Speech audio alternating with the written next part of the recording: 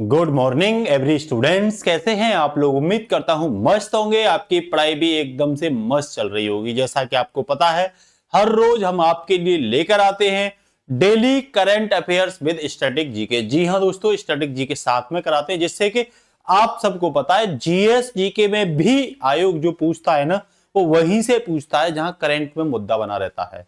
अगर कोई article polity से कोई क्वेश्चन आ रहा है तो वही आएगा जो चर्चा में बना है। इसीलिए हम आपको स्टैटिक जीके कराते हैं। अन्य क्लास की अपेक्षा यहां आपको कुछ क्या मिलेगा, अलग मिलेगा, क्योंकि यहां जीएस जीके को भी कवर कराने का क्या किया जाता है, प्रयास किया जाता है। तो पहला क्वेश्चन आपके समक्ष स्क्रीन पर दिखाई दे रहा होगा। वित्त मंत्रालय ने कच्चा तेल की बढ़ती कीमतों के बीच चालू वित्त वर्ष के लिए खुदरा महंगाई का अनुमान बढ़ाकर कितना कर दिया है, जिसके चलते आरबीआई रेपो रेट को 5.25 पर स्थिर रख सकता है।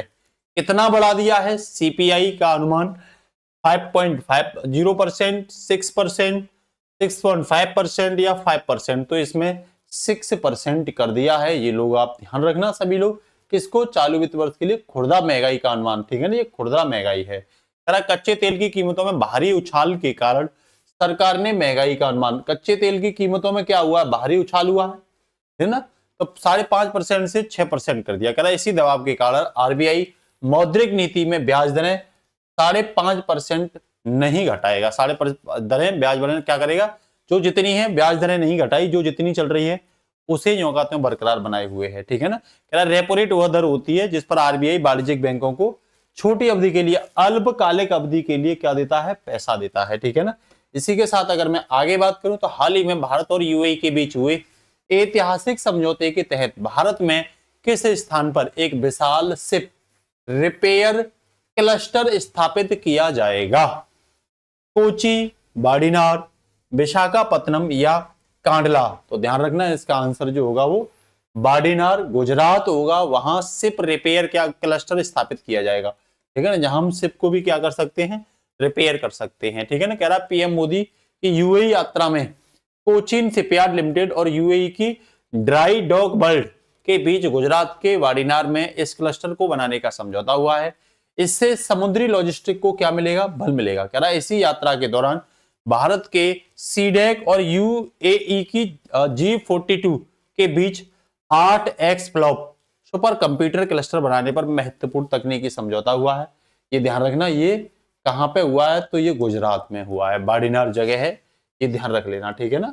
इसी के साथ नेक्स्ट है मौसम की सटीक जानकारी के लिए भारत की पहली आर्टिफिशियल इंटेलिजेंस एआई सक्षम ब्लॉक स्तरीय मानसून पूर्वानुमान प्रणाली किस संगठन द्वारा लॉन्च की गई है?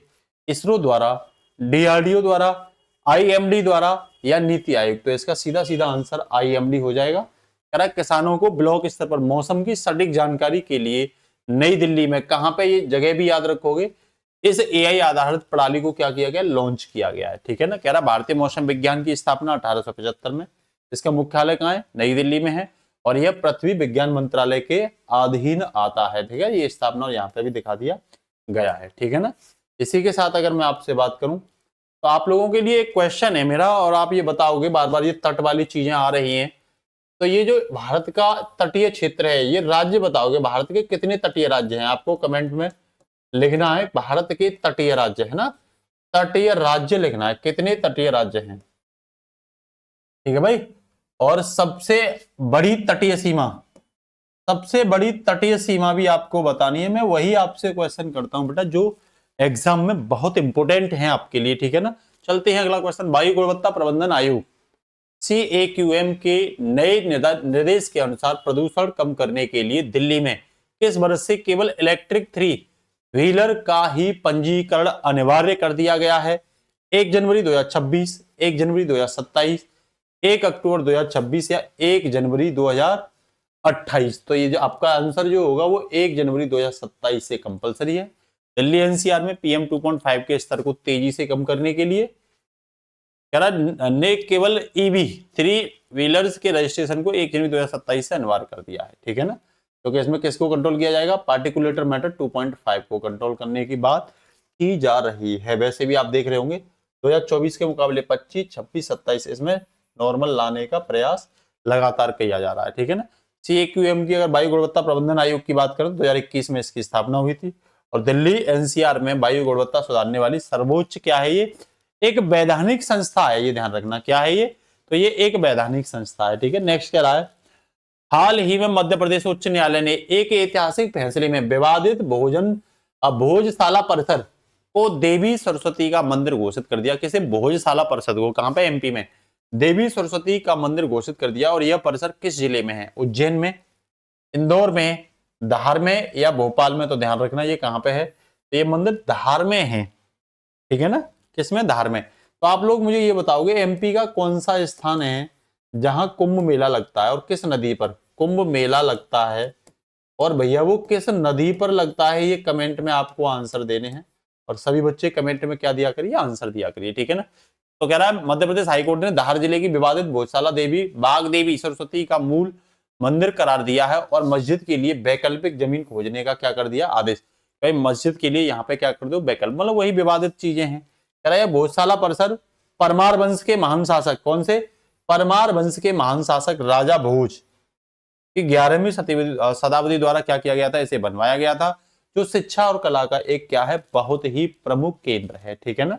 इसके साथ ही नेक्स्ट अगर मैं बात करूं, कह रहा भारत सरकार द्वारा हाल ही में किस वरिष्ठ IFS अधिकारी को खाड़ी देश ओमान में भारत का अगला राजदूत नियुक्त किया गया है, प्रशांत पिसे, प्रवीण सूद, अरविंद कुमार या अशोक कुमार पांडा। तो इसमें ध्यान रखना प्रशांत पिसे को किया गया है, किसे, प्रशांत पिसे को। कहां, ओमान, ये देख रहे होंगे ये इंडिया है और ये इंडिया से अरब सागर से मूव करते हैं ओमान। और देखो ये चर्चा में भी रहा है, ये ईरान और ओमान के बीच में आपसे पूछे कौन सी जल संधि पड़ती है, तो आप सीधा सीधा जवाब लगा देना कि भाई हॉर्मुज जल संधि पड़ती है। कौन सी पड़ती है, हॉर्मुज जल संधि पड़ती है यहाँ पे, है ना भाई। बताइए कोई दिक्कत किसी को, इनको नया राजदूत बनाया गया है, ठीक है ना, ओमान के सुल्तान राज्य में भारत का नया राजदूत नियुक्त किया गया है।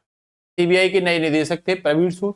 ओमान की राजधानी पूछे तो मस्कट, मुद्रा यहाँ ओमानी रियाल चलती है, ठीक है ना। इसके साथ कह रहा है स्पेन में आयोजित विश्व प्रसिद्ध 95वें ला लीगा, कौन सा बेटा, ला लीगा फुटबॉल टूर्नामेंट का खिताब हाल ही में किस टीम ने अपने चिर प्रतिद्वंदी रियल मैड्रिड को हराकर जीता है। तो रियल मैड्रिड, बार्सिलोना और एटलेटिको मैड्रिड या मैनचेस्टर सिटी। तो सीधा सीधा इसका आंसर आप बार्सिलोना कर दोगे, बी इसका आंसर हो जाएगा। 95वें नंबर की क्या है, ये चैंपियनशिप है, ध्यान रखना, ठीक है ना। कह रहा है स्पेन के सबसे बड़े घरेलू फुटबॉल टूर्नामेंट में शानदार प्रदर्शन करते हुए बार्सिलोना ने 95वां ला लीगा खिताब जीत लिया है। ला लीगा स्पेन की सर्वोच्च पेशेवर फुटबॉल लीग है। महान खिलाड़ी लियोनेल मेसी के नाम पर लीग के इतिहास में सबसे ज्यादा गोल लगाने का क्या है, इतिहास है, ठीक है ना। अब अगला क्वेश्चन आपके समझ कह रहा है हाल ही में भारत ने MIRV multiple independently targetable re entry vehicle तकनीकी से लैस किस उन्नत मिसाइल का सफल परीक्षण किया है, ब्रह्मोस, अग्नि, प्रहार या निर्भय। तो आप सबको पता है ये कौन सी मिसाइल है भाई, ये अग्नि मिसाइल है। कौन सी है, अग्नि मिसाइल। भारत ने उड़ीसा से डॉक्टर APJ अब्दुल कलाम द्वीप से क्या किया, इसको लॉन्च किया है, सफल परीक्षण किया है, उन्नत तकनीकी से लैस है ये, ठीक है ना। एक ही मिसाइल में कई टारगेटों को क्या किया जाता है, आप देख रहे होंगे कई टारगेटों को यहाँ क्या किया गया है, मिसाइल एक ही लॉन्च की गई लेकिन टारगेट कई लिए गए हैं इसमें, ठीक है ना। ये इसकी क्या है, विशेषता, खासियत है, स्पेसिफिक है, ठीक है। अगला कह रहा हाल ही में असम कैबिनेट ने समान नागरिक संहिता विधेयक के मसौदे को मंजूरी दी है। इस विधेयक में मुख्य रूप से किन समुदायों को छूट दी जाएगी, अल्पसंख्यक को, आदिवासी समुदाय को, या शहरी या किसान समुदाय को। तो पता ही असम में कौन ज्यादा रहता है, तो ये असम में आदिवासी ज्यादा रहते हैं, तो इसका आंसर क्या हो जाएगा, आदिवासी समुदाय, ट्राइब समुदाय। कह रहा असम सरकार ने विवाह, तलाक और उत्तराधिकार में समानता लाने के लिए UCC को मंजूरी दी है, यूनिफॉर्म सिविल कोड को। हालांकि पूर्वोत्तर में राज्य पहचान को सुरक्षित रखने के लिए जनजाति समुदाय को इससे बाहर रखा गया है। आर्टिकल 44 आपको पता है कौन सा है, समान नागरिक संहिता है ये, ठीक है ना। और छठी अनुसूची में जनजातीय प्रशासन के बारे में बात की, आपको ये बताना है। तो ये आप देख रहे हैं, ये आसाम है, आसाम अरुणाचल प्रदेश से सीमा साझा करता है, नागालैंड से करता है, मणिपुर से करता है, और साथ ही साथ मिजोरम से करता है, त्रिपुरा से करता है, और मेघालय से करता है, पश्चिम बंगाल से करता है, ठीक है ना। आप बताना मुझे संविधान के आर्टिकल 50 और संविधान के आर्टिकल 51 का इसमें क्या है ना, ये आप लोग मुझे कमेंट में बताओगे। भारत ने अपनी ऊर्जा सुरक्षा को मजबूत करने के लिए किस देश से गुजरात तक 40,000 करोड़ की अंडर वाटर गैस पाइपलाइन परियोजना तेज की है? ईरान से, कतर से। देखो इस तरह से अंडर वाटर परियोजना ये गैस की बनेगी, इस तरह से आप लोग ध्यान, तो यहाँ बड़ी सुरक्षा मिल जाएगी अंडर वाटर में, ठीक है ना। तो कह रहा किसके साथ किया है? ईरान के साथ, कतर के साथ, ओमान के साथ या सऊदी अरब के साथ? तो ये ओमान के साथ एग्रीमेंट हुआ है। कह रहा अरब सागर के नीचे से ओमान और भारत के बीच एक समुद्री गैस पाइपलाइन बिछाई जा रही है। इसका अंतिम बिंदु गुजरात का पोरबंदर होगा और यह समुद्र में लगभग 3450 मीटर गहराई पर होगी, लगभग 3-3.5 किलोमीटर अंदर होगी, ये ध्यान रखना। मस्कट ओमान पोरबंदर में, ठीक है ना। तो यहाँ भी देख लो, ओमान की राजधानी पूछे मस्कट, ओमानी रियालिस की मुद्रा है। पोरबंदर ये कहाँ है? गुजरात में। महात्मा गांधी का जन्म स्थान हुआ था 2 अक्टूबर 1869 को, ध्यान रखना। और भारत की दीर्घकालिक ऊर्जा की सफलता के लिए आप लोग मुझे ये बताओ कि भारत में महात्मा गांधी का पहला सफल आंदोलन कौन सा था? पहला सफल आंदोलन गांधी जी का बताओगे आप लोग, ठीक है ना। पहला सफल आंदोलन बताओगे, ठीक है ना। चलें आगे। अब आगे चलिए। भारत के पहले निजी तौर पर निर्मित सैन्य विमान एयरबेस C-25, कौन सा? C-95, 25 नहीं, C-95 का निर्माण कहां किया जा रहा है? ये आप देख रहे होंगे, ये C-95 ही है, ठीक है ना। C-295 है, ठीक है भैया। बड़ौदा गुजरात, नासिक महाराष्ट्र, हैदराबाद तेलंगाना या बेंगलुरु कर्नाटक? तो सीधा सीधा इसका आंसर बड़ौदा गुजरात लगा दोगे। टाटा एडवांस सिस्टम और एयरबेस मिलकर क्या कर रहे हैं? इसे बना रहे हैं, ठीक है ना। बड़ौदा में C-295 सैन्य पर्वन विमान का निर्माण कर रहे हैं। यह पहली बार है जब भारत में कोई निजी कंपनी सैन्य विमान बना रही है। टाटा और एयरबस ये दोनों मिलकर के बना रहे हैं, फिर से दिमाग में भर लो। पुराने एब्रो विमानों की जगह ये बनेगा। उद्देश्य है भारतीय वायुसेना में एब्रो फ्लीट का प्रतिस्थापन करना, उनको हटा करके इनको लगाना। साझेदारी टाटा और एयरबस कर रहे हैं। कह रहा भारत का पहला मेगा ग्रीनफील्ड शिपयार्ड पूछे तो तमिलनाडु में है, ये याद रखना। पहला मेगा ग्रीनफील्ड शिपयार्ड कहां पे है? तमिलनाडु, दक्षिण भारत के तमिलनाडु में है। ये फैक्ट बार बार पूछे जाते हैं, इंपोर्टेंट भी हैं। हाल ही में ताशकंद में संपन्न हुए एशियाई अंडर 17 मुक्केबाजी चैंपियनशिप 2026 में भारतीय मुक्केबाजों ने कुल कितने पदक जीते हैं? तो 10 पदक, 15 पदक, 27 पदक या 17 पदक? किसमें? मुक्केबाजी में। तो ये 17 पदक जीते हैं। उज्बेकिस्तान के ताशकंद में आयोजित, तो ये कहां पे आयोजित हुआ है? ताशकंद में।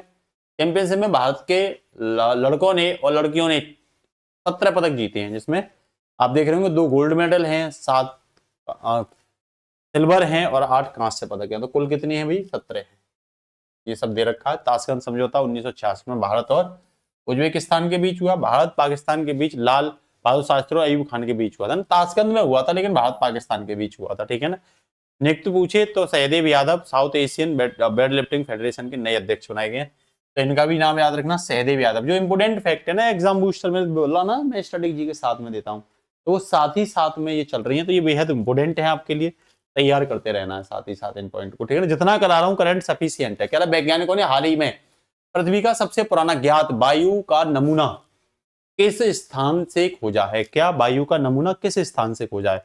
ग्रीनलैंड की बर्फ की चादर, एलन हिल्स अंटार्कटिका से, या हिमालयन ग्लेशियर से, या साइबेरिया रूस से? तो इसका सीधा सीधा आप हेटा आंसर मार देना, एलन हिल्स अंटार्कटिका में, ठीक है ना। कह रहा शोधकर्ताओं ने पूर्वी अंटार्कटिका के एलन हिल्स क्षेत्र से बर्फ के अंदर फंसी हवा का सबसे पुराना नमूना प्राप्त किया है और यह जलवायु परिवर्तन के प्राचीन इतिहास को समझने में क्या करेगा? मदद करेगा। और ये आपको पता ही है अंटार्कटिका कहाँ है? तो ये दक्षिणी ध्रुव पर है, ठीक है। कह रहा श्वेत महाद्वीप विज्ञान के लिए समर्पित महाद्वीप है, उपनाम है इसका अंटार्कटिका का श्वेत महाद्वीप, ठीक है ना। कह रहा भारत के अंटार्कटिका अनुसंधान केंद्र कहाँ कौन कौन से हैं अंटार्कटिका पर? एक तो दक्षिणी गंगोत्री है जो 1983 में नष्ट हो गया है।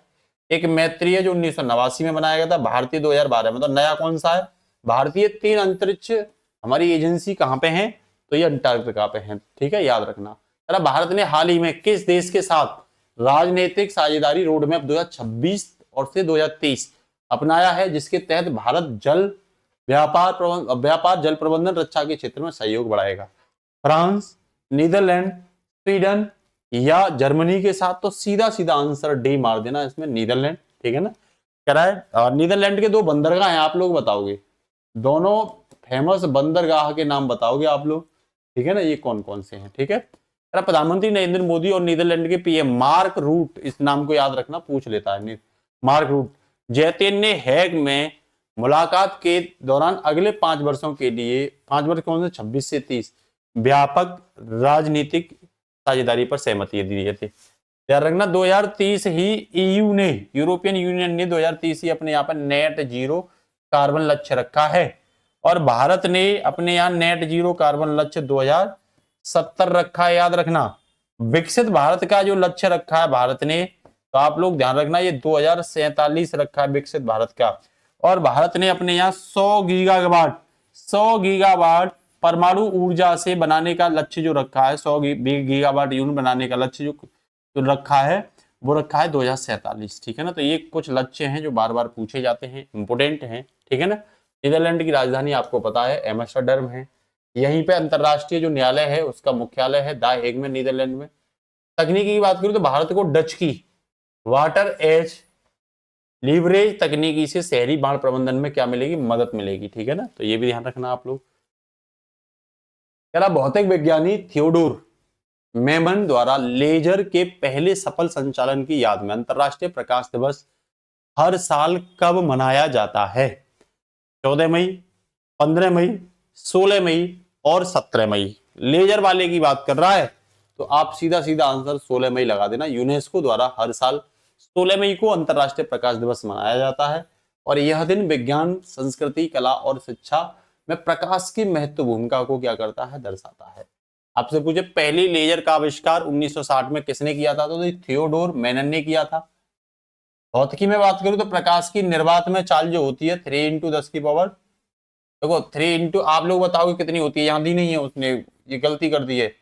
कितनी पावर होती है बताइए, जब आपसे पूछे किसमें, मीटर प्रति सेकंड में, तो आप लोग बताओगे, ठीक है भाई।